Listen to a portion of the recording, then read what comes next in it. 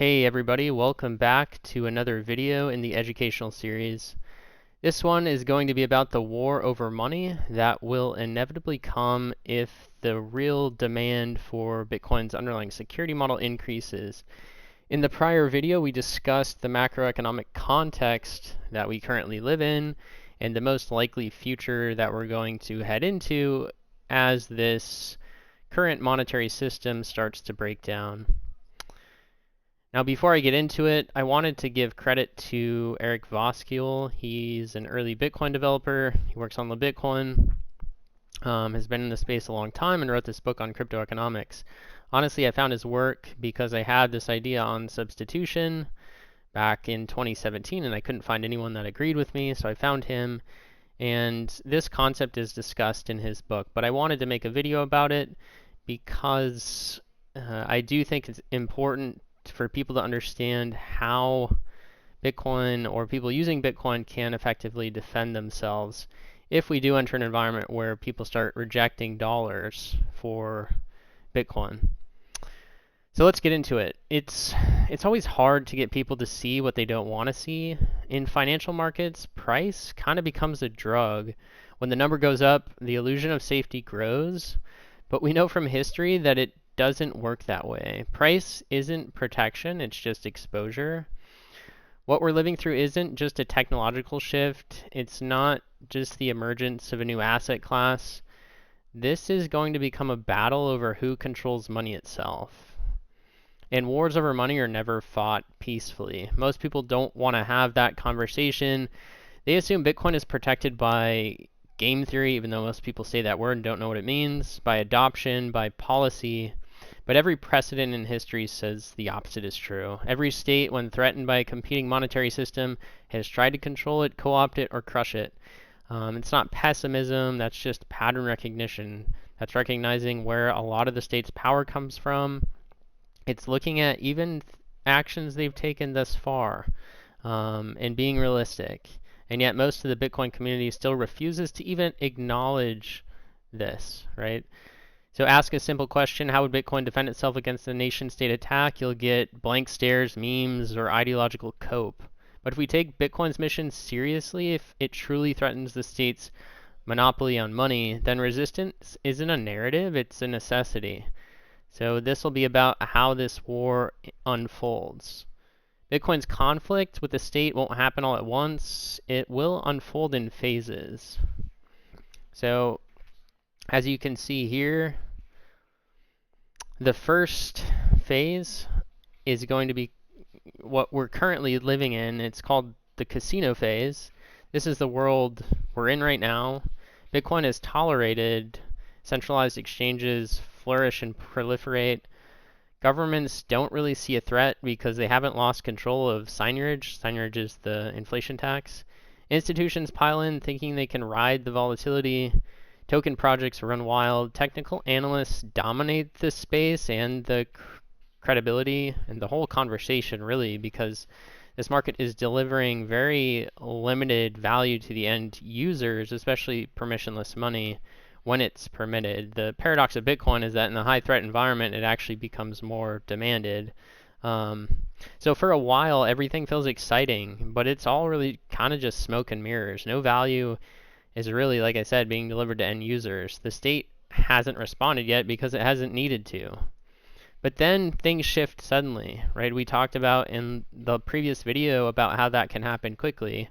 And Bitcoin's actual value prop starts to matter. Not as a speculative asset, but as more of an exit route, as an alternative. And that alternative becomes a threat. And when that moment arrives, we enter phase 2. This is the black market phase. A direct global ban on Bitcoin is super unlikely. It would be chaotic, politically dangerous considering the world we live in right now and where it's very popular, and could be easy to evade. So instead, governments reach for a more effective tactic, the soft ban. The soft ban doesn't outlaw Bitcoin. It makes using it so inconvenient, legally risky, and economically painful that the vast majority, maybe 95% of people, just walk away on their own. So how does it work? Really, you have capital gains taxes potentially that turn every transaction into a taxable event. That's already what we see. That alone discourages spending. Then you can have demurrage style penalties, so taxing on holding or unrealized gains. We've seen that in some countries, and this targets long-term holders. Then you can get to the point where every fiat on-ramp becomes a surveillance checkpoint through KYC and AML enforcement. Those restrictions can increase, especially if people are interacting with privacy tools. We've already seen that happen. Privacy tools can be blacklisted, non-KYC wallets are denied services, and slowly the exits start to close. This basically eliminates the whole Bitcoin value prop, right? You can still get exposure to price, but you can't use it, and eventually if it loses its medium of exchange dominance, the price will fall. But this really isn't about stopping Bitcoin, it's about smothering it, isolating it within the legal consistent system in which political powers have control over, preventing it from ever realizing its true potential. But Bitcoin can survive because permissionless systems don't ask for integration, they don't ask for trust, they only require users willing to use them even when they're not supposed to. That's how Bitcoin succeeds in the black market phase. So if the state does all of these things that I just listed and Bitcoin continues to be used and proliferates in the black market, then we would move to phase 3, which is competition with the state directly. Here, the state would escalate to trying to directly control the network, not through bans, not through arrests, but through hash power. So it would be tax-funded mining operations in which compliant pools that only include approved transactions are allowed. Privacy coins are blocked, mixed coins are blocked, unregistered wallets are rejected. But the thing that people don't realize and that I think is important if we enter this phase is that most people wouldn't even know it's happening. And that's what I tried to show here in the graph, or the graphic image. So there'd be no announcements, no debates, just silence. The network keeps producing blocks. The price might look stable, but underneath, Bitcoin fractures into 2 layers, basically. One that's compliant, where blocks are being mined, and one censored, where people can't get their transactions through. So again, individuals can fight back, not with protest, but with real economic incentives. So censored users would see their transaction not get confirmed, and they could keep upping their fee level attached to their transactions. And that would eventually incentivize decentralized miners, so uncensored miners, miners who are operating outside the political jurisdiction of the state, or maybe within, but just anonymously, if they're able to hide.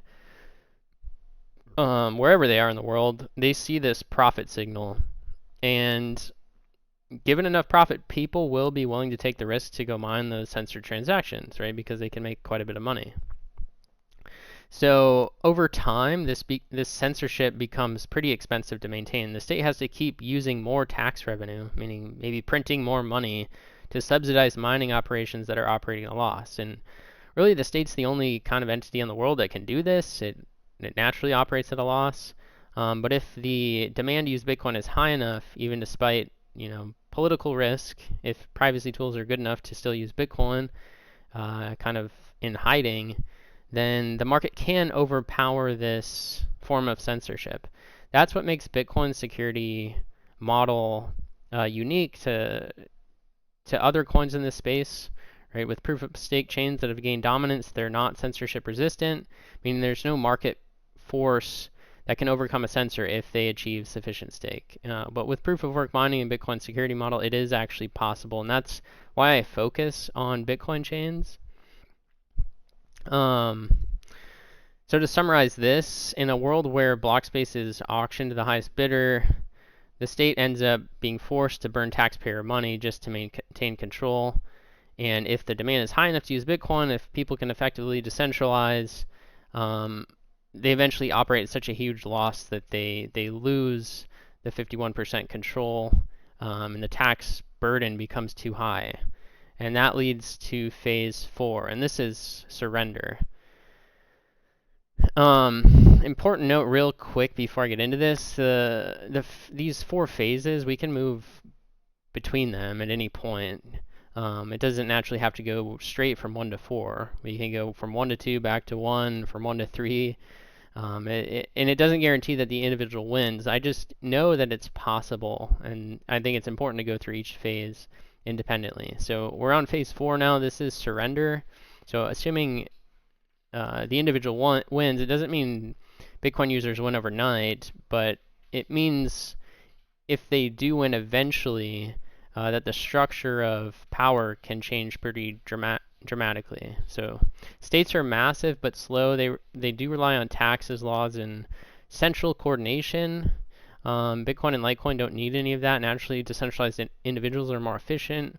I think of this more like the Revolutionary War between America and the British, where you used guerrilla warfare tactics to win. This is similar, but more in the information age. So individuals scale through voluntary participation and real economic incentives. The state must spend to control. The network pays users to resist and pays decentralized miners to do that. And really what's going to drive the successful war being won by individuals is the realization at the margins of how high cost the state money is relative to the perceived personal risk of saving the money that you would otherwise have paid an inflation tax by opting out and using a Bitcoin chain. So what I think naturally happens is Bitcoin as a technology and with privacy tools developing and becoming better, the cost of defense of using Bitcoin becomes extremely low. And if individuals effectively can use privacy tools, that at the margins, more people, especially high value economic contributors, move into this alternative system over time.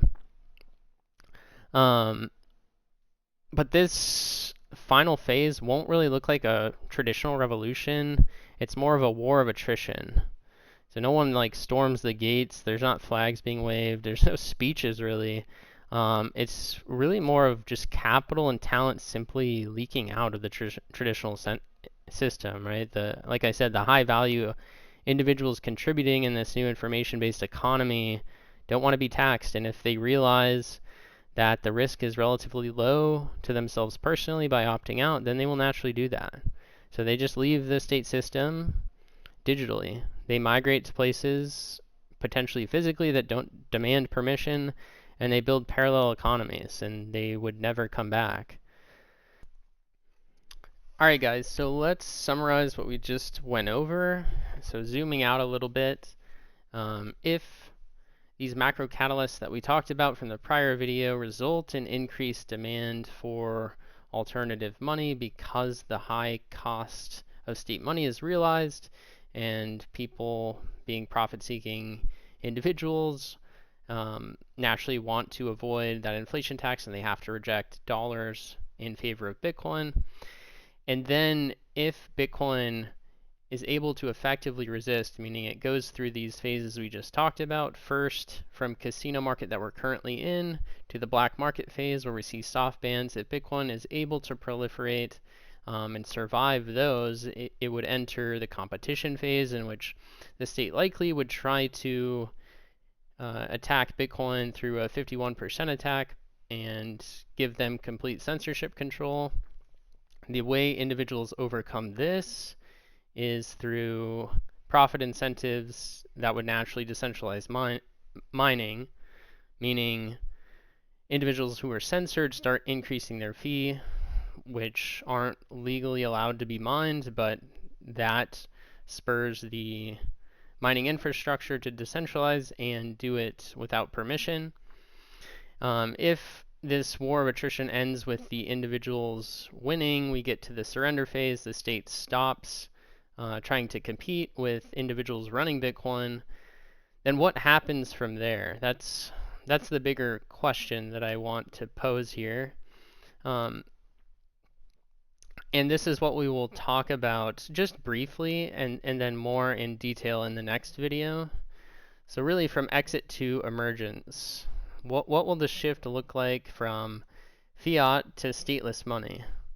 Let's go through a hypothetical timeline here. This kind of combines the last video we made with this one. So these aren't specific dates, it's just hypothetical of what this might look like so you can imagine. So 2025 to 2027, we have panic and capital flight begin during monetary breakdown. So this would happen during the collapse of trust in central banks and government's ability to control inflation. And then 2027 to 2029, we start to see slow migration to these private crypto monetary systems. Credit protocols would gain adoption. So that's a topic of one of the next videos, as well as a chapter in my book. Credit is very misunderstood. I know there's this slogan in Bitcoin world that like short the banks or banks are evil. It's not true. Credit is a necessary function for production. Without lending, you don't get production of stuff, and if without production of stuff, we all starve. It's very necessary. We've started to see decentralized credit protocols emerge around the casino market, but it's just being used for speculation. One of the biggest misunderstandings in crypto here is how that decentralized credit layer will look. So we'll explain that in a future video. So moving on, 2029 to 2032, nation states begin negotiations, shadow finance systems achieve global scale. So this is assuming that individuals running Bitcoin are able to survive and outcompete the state. Then 2033 to 2035, we see collapse of legacy financial credibility. So this real global shift into these decentralized cryptocurrency protocols and the extensions of credit layers built on top of them. And that would lead to crypto native institutions becoming more dominant and more prolific in society. So 2035 to 2040, we see formal integration or irrelevance of the state depending on adaptability. So assuming cryptocurrency does replace the monetary system and these credit networks replace a lot of the financial institutions, then some nation states and financial systems will be able to adapt, but some will just completely become irrelevant because they can't compete. So I wanted to say that this timeline isn't guaranteed, but the sequence of incentives is the same in every state monetary failure that we discussed previously. So now we can move on to the stages in which this will play out. This might be confusing because I talked about 5 phases in monetary breakdown in the previous, and then I kind of combined those 5 stages into the first 2 here. So panic and preservation, exit migration were broken down into 5 stages in the last video, but I wanted to zoom out and provide a higher level framework for imagining how this will work, assuming Bitcoin succeeds. So we talked about the first 2 in the previous video. I won't go over those again. Number 3 would be institutional rebuilding, so credit and trade networks. Like I said, credit will become essential as capital flows into parallel economies. Decentralized systems for lending, payment, and dispute resolution will be necessary, so they should replace traditional intermediaries or at least become more dominant. This will happen through native identity building through pseudonyms rather than identity in traditional credit networks based on physical characteristics. Then we would get into stage 4, which is negotiation and fragmentation. We just discussed that in the timeline. I won't repeat myself. And then the final phase is default surrender and stabilization.